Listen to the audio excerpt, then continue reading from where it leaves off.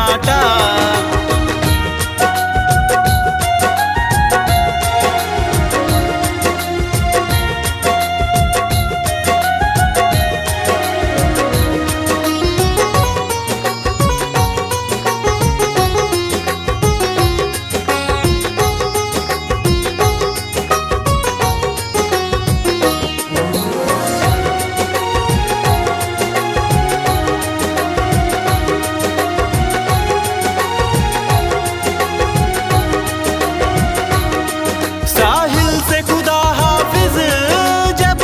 सुना होगा साहिल से खुदा हाफिज, जब उसने सुना होगा उस रोने वाले का, उस रोने वाले का क्या हाल हुआ होगा, उस रोने वाले का क्या हाल हुआ होगा।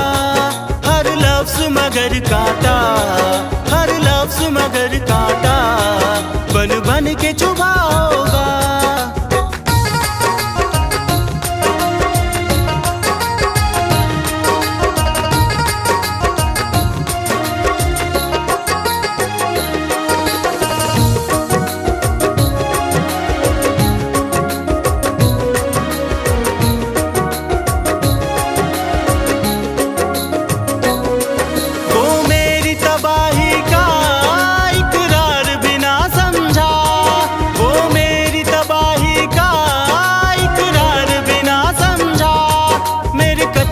मशवारा मेरे कत्ल का मशवारा पहले से भला होगा, मेरे कत्ल का मशवारा पहले से भला होगा।